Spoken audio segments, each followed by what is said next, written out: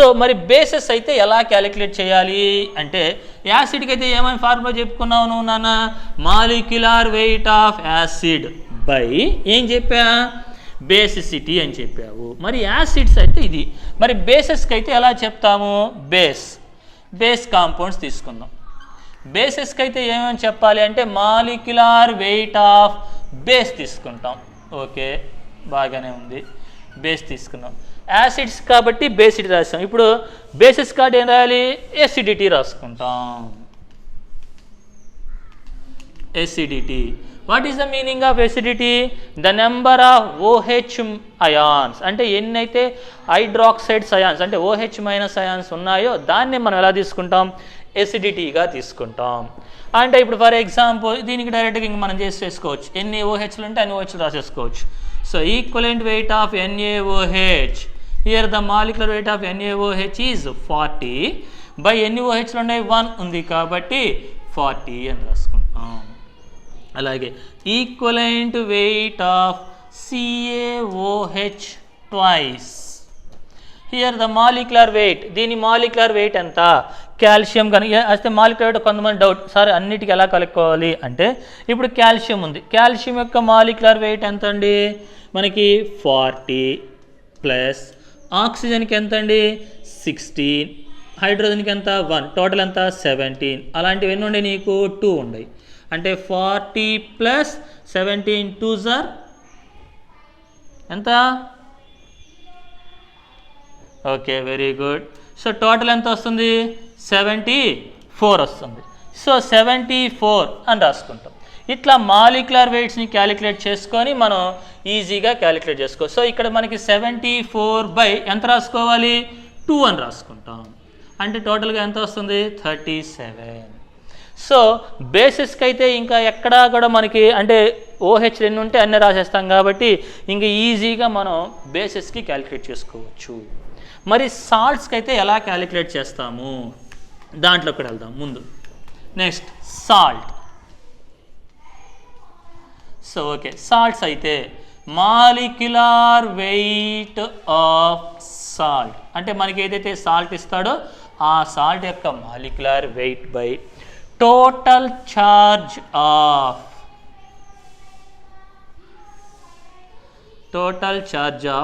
యానయాన్ or cation.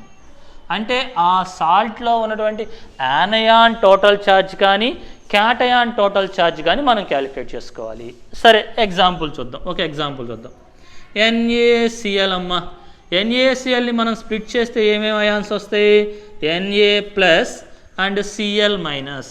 Here Na plus is cation, Cl minus is యానయాన్.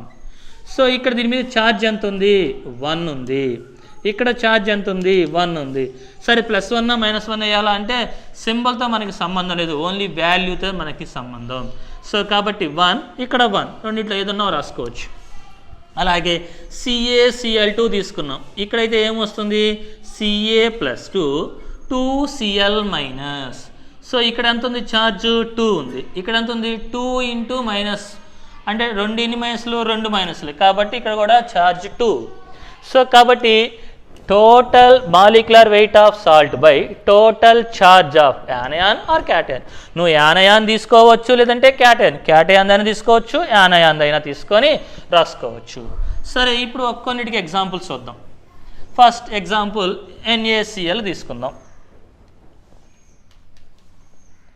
Equivalent weight of NaCl, equivalent weight of ఎవరిదమ్మా NaCl. NaCl molecular weight ఎంత అమ్మా అంటే 58.5 by ఎంత రాయాలి 1. ఎందుకని 1 రాయాలి అంటే దీంట్లో ఉండే ions 2 Na plus Cl minus. So కాబట్టి 58.5 అని రాసుకుంటాం. అలాగే equivalent weight of CaCl2. So ఇక్కడ ఎవరెవరు ఉన్నారు Ca + 2Cl minus, that is equal 111 is the molecular weight and ఎంత రాసుకోవాలి 2, that is equal 55.55.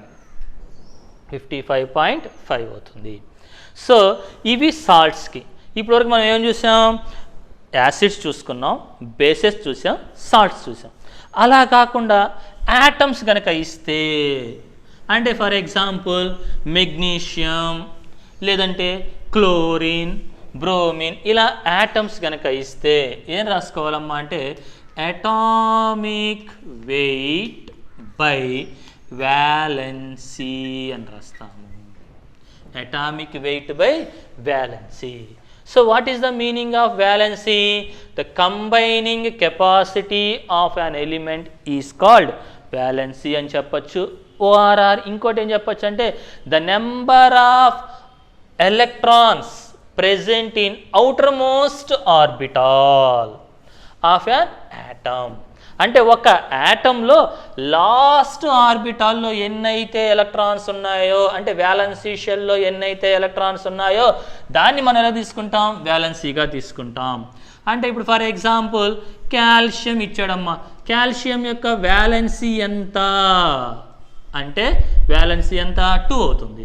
సో కాబట్టి ఈక్వలెంట్ వెయిట్ ఏమవుతుంది ఇక్కడ నీకు? దీని molecular weight 40/2, that is equal to ఎంత రాస్తాం? 20 అని రాసుకుంటాం. అలాగే ఈక్వలెంట్ వెయిట్ ఆఫ్ క్లోరిన్ తీసుకుందాం. క్లోరిన్ కనుక తీసుకుంటే ఎంత అమ్మా అంటే మనకి 35.5 బై ఎంత రాయాలి? క్లోరిన్ అంటే వ్యాలెన్సీ 1 కాబట్టి 1, దట్ ఈజ్ ఈక్వల్ 35.5 అని రాసుకుంటాం.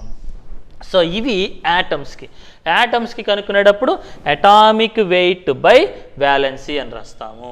మళ్ళీ ఒకసారి జాగ్రత్త చూద్దాం. యాసిడ్కి అయితేనేమో molecular weight of acid by basicity అని రాస్తున్నాం.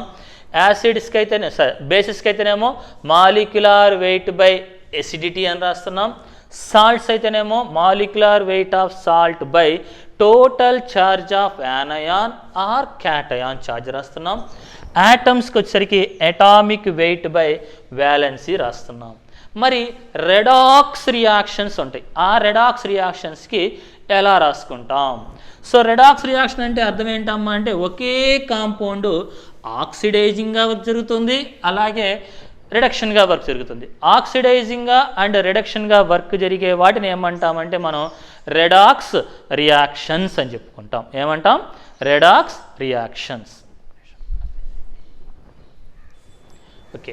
సో ఇన్ KMnO4, ఇప్పుడు KMnO4 యొక్క ఈక్వలెంట్ వెయిట్ని మనం క్యాలిక్యులేట్ చేద్దాం. KMnO4 యొక్క ఈక్వలెంట్ వెయిట్లో వచ్చరికి మనకి ఎసిడిక్ మీడియంలో ఓ రకంగా జరుగుతుంది, బేసిక్ ఆర్ న్యూట్రల్ మీడియంలో ఇంకొక రకంగా రియాక్షన్ జరుగుతుంది. సో ఎసిడిక్ మీడియంలో కనుక చూసుకుంటే మనకి MnO4- అంటే అర్థం ఏంటంటే ఈ K+ని తీసేసాం. K+ని తీసేసాం కాబట్టి దీని మీద ఛార్జ్ చేస్తుంది MnO4-. సో ఈ MnO4- ఎలా కన్వర్ట్ అవుతుంది నాన్న అంటే Mn+2గా కన్వర్ట్ అవుతుంది.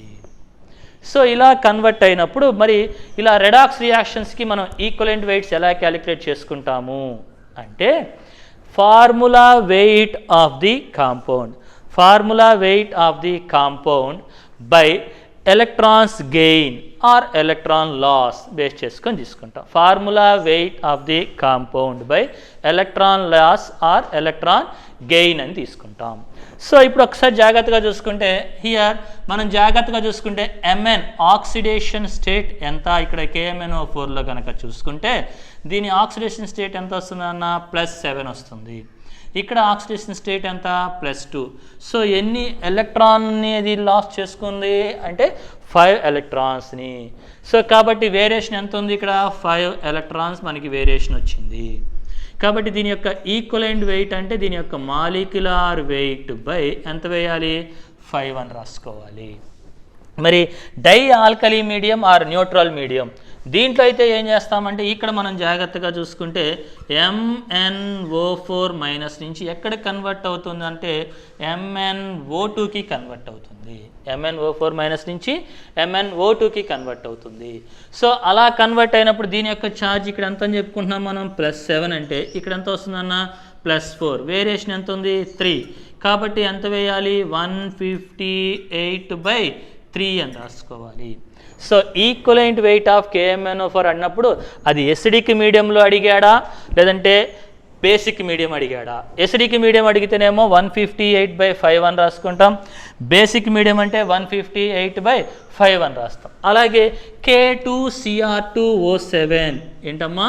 K2Cr2O7 ఇది కూడా కొంచెం ఇంపార్టెంట్. దీంట్లో జాగ్రత్తగా చూసుకుంటే Cr2O7 2 క్లోరిక్ పొటాషియం తీసేసాం -2 ఎలా కన్వర్ట్ అవుతుంది అంటే Cr+3కి కన్వర్ట్ అవుతుంది. ఎక్కడ కన్వర్ట్ అవుతుంది? +3కి.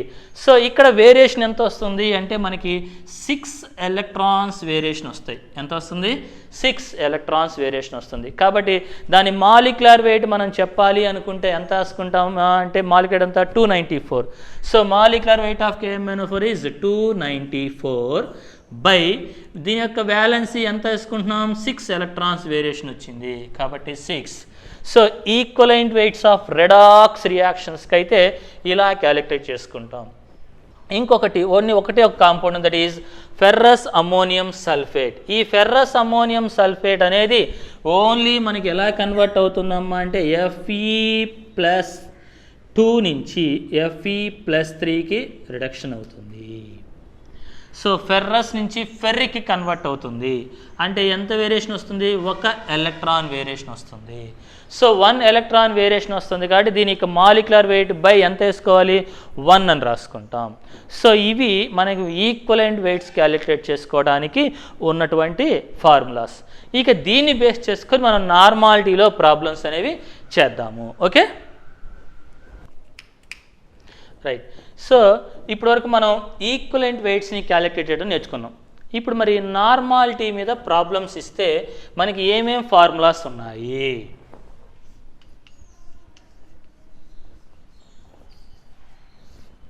So normality N is equal to number of gram equivalent weight of solute by volume of solution in liters. Number of gram equivalent weight of solute by volume of solution in liters. అలాగే ఇంకొక formula number of milli equivalent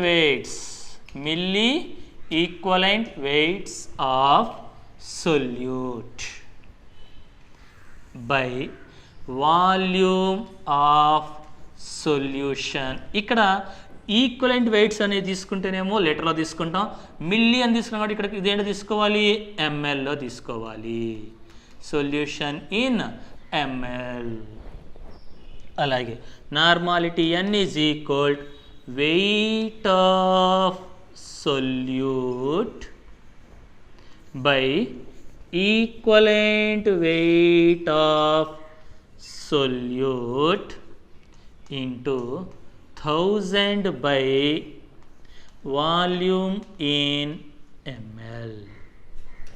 సరే ఇంతవరకు బాగానే ఉంది. ఇప్పుడు ఇలా కాకుండా మనకి సొల్యూట్ యొక్క కాంబినేషన్ని వెయిట్ పర్ వాల్యూమ్ పర్సంటేజ్లో కనుక ఇస్తే ఎలా క్యాలిక్యులేట్ చేసుకోవాలి?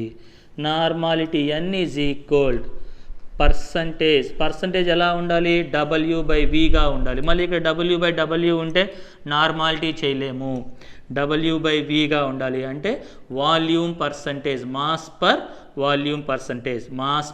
వాల్యూమ్ పర్సంటేజ్లో ఉన్నప్పుడు ఇచ్చిన percentage into 10 by equivalent weight రాసుకుంటాం. ఎవరిది రాస్తాం? Of solute. అలాగే normality N is equal percentage W/V, దీంతో పాటు డెన్సిటీ కూడా ఇస్తే డెన్సిటీ కూడా రాసుకోవచ్చు. డెన్సిటీ కానీ ఆర్ స్పెసిఫిక్ గ్రావిటీ.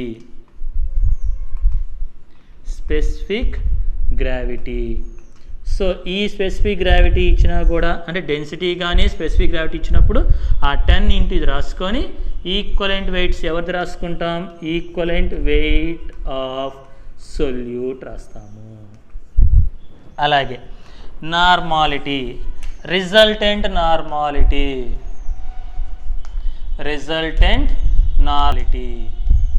అంటే నార్మాలిటీలు డిఫరెంట్ కైండ్స్ ఆఫ్ నార్మాలిటీస్ని క్యాలిక్యులేట్ చేశాడు. వాటన్నిటినీ కలిపి రకరకాల సొల్యూషన్స్, రకరకాల కాన్సన్ట్రేషన్స్, రకరకాల వాల్యూమ్స్ తీసుకొని సేమ్ కాంపౌండ్స్ తీసుకున్నప్పుడు normality n is equal n1v1 plus n2v2 and so on by v1 plus v2 and so on. ఇదే ఫార్ములా మనకి మొలారిటీలో కూడా వచ్చింది. మొలారిటీలో m is equal to m1v1 plus m2v2 plus m3v3 by v1 plus v2 plus v3 and so on అని రాసుకున్నాం. అక్కడైనా రిజల్టెంట్కి ఇదే, ఇక్కడైనా రిజల్టెంట్కి ఇదే. అలాగే యాడింగ్ ఆఫ్ వాటర్ యాడ్ చేశాడు. అప్పుడు దీనికి ఫార్ములా ఏంటి? యాడింగ్ ఆఫ్ వాటర్ ఎంత యాడ్ చేశాడు? ఆ వాటర్ ఫార్ములా ఏంటమ్మా అంటే హై కాన్సంట్రేషన్ మైనస్ లో concentration by higher concentration by low concentration by low concentration into volume of solution. So ఇలా తీసుకుంటే మనకి ఆ నార్మాలిటీలకు ఎంతైతే వాటర్ మనం యాడ్ చేసామో దీన్ని క్యాలిక్యులేట్ చేసుకోవచ్చు. అలా కాకుండా యాసిడ్నో బేస్నో మిక్స్ చేశాడు. యాసిడ్ అండ్ బేస్ మిక్చర్ ఇలా కలిపినప్పుడు normality n is equal NaVa minus NbVb by Va plus Vb.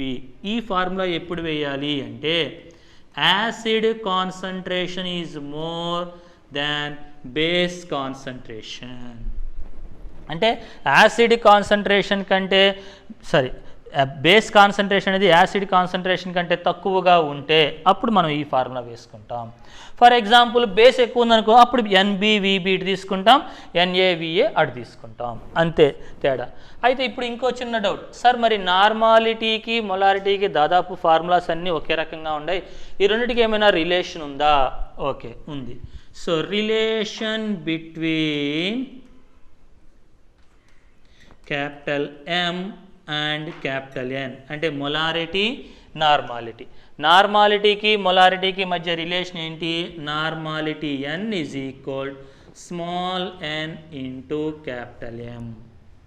So ఇక్కడ స్మాల్ n అంటే అర్థం ఏంటి అంటే ఇప్పుడే మనం చెప్పుకున్నాం, బేసిసిటీ కావచ్చు, ఎసిడిటీ కావచ్చు, ఛార్జ్ ఆఫ్ యానయాన్ కావచ్చు, క్యాటయాన్ కావచ్చు, వ్యాలెన్సీ కావచ్చు, or electrons losing or gaining. So n అనేది దట్ ఈస్ కాల్డ్ దాని యొక్క కాంబినేషన్ అంటే n ఫ్యాక్టర్ అంటాం దాన్ని. n ఫ్యాక్టర్ అంటే charge of charge of anions కావచ్చు, క్యాటయాన్స్ కావచ్చు, ఎసిడిటీ కావచ్చు, బేసిటీ కావచ్చు, ఇవన్నీ రాసుకోవచ్చు. That relation between molarity and normality. మొలారిటీకి నార్మాలిటీ రిలేషన్ ఏంటమ్మా అంటే normality n is equal small n into capital Mగా తీసుకుంటాం.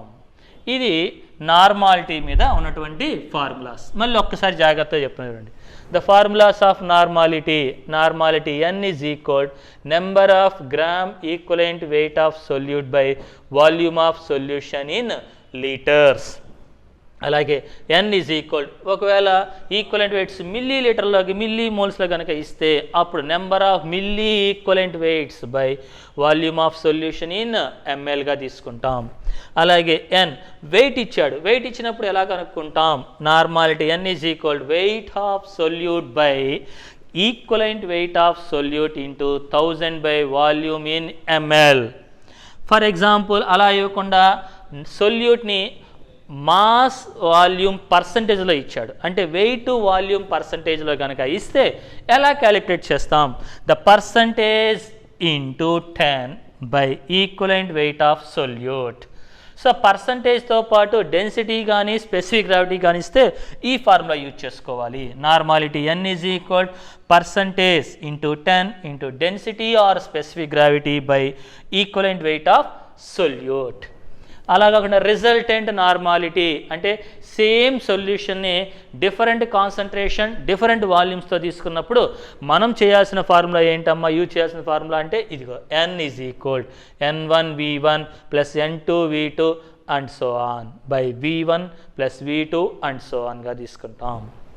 అలాగే యాడింగ్ ఆఫ్ వాటర్ అంటే ఫర్ ఎగ్జాంపుల్ ఒక 1 లీటర్ సొల్యూషన్ తీసుకున్నాడు, ఆ 1 లీటర్ సొల్యూషన్ యొక్క కాన్సన్ట్రేషన్ 2n అనుకున్నాడు. దాంట్లో ఏం చేశాడంటే కొంచెం వాటర్ యాడ్ చేశాడు.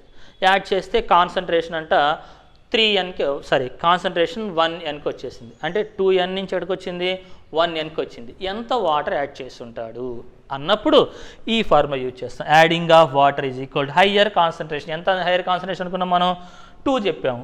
లోవర్ కాన్సన్ట్రేషన్ ఎంత, 1. So 2 - 1 by lower concentration 1 into solution ఎంత తీసుకున్నాం మనం, 1 లీటర్. సో కాబట్టి ఆటోమేటిక్గా 2 లీటర్ 1 లీటర్ అవ్వాలంటే ఏం చేశాడు, 1 లీటర్ వాటర్ కలిపినట్టు. ఈజీగా మన క్యాలిక్యులేషన్ వచ్చేస్తుంది. అలాగే యాసిడ్ అండ్ బేస్, యాసిడ్ని బేస్ని కలిపాడు అంటే అప్పుడు నార్మాలిటీ క్యాలిక్యులేషన్ ఫార్ములా ఏంటి, normality n is equal NaVa minus NbVb by Va plus Vb. So ఇక్కడ ఎలా చెప్తాము అంటే acid concentration is more than base concentration ఉంటే ఇలా రాస్తాం. అలా కాకుండా బేస్ కాన్సన్ట్రేషన్ మోర్ ఉంటే ఇక్కడ NbVb మైనస్ NaVa రాసుకుంటాం. అలాగే relation between molarity and normality, మొలారిటీకి నార్మాలిటీకి రిలేషన్ ఏంటి అంటే normality n is equal small n into molarity. ఇక్కడ n అంటే అర్థమైంది, n factor, that is acidity or basicity or charge of anion or cation or ఇంకా ఏం చెప్పచ్చు, number of electrons gains or loss in a redox reactions. So ఆ n వాల్యూని ఇలా తీసుకుంటాం.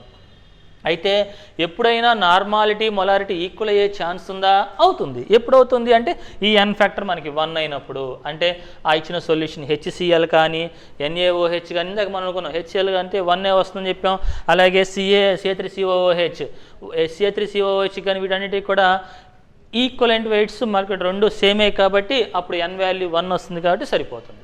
అంటే ఎప్పుడో కొన్ని కాంబినేషన్స్ అప్పుడు మాత్రమే నార్మాలిటీ మొలారిటీ ఈక్వల్ అయ్యే ఛాన్స్ ఉంది. సో ఇంతవరకు మనకి నార్మాలిటీ అనే టాపిక్ మీద.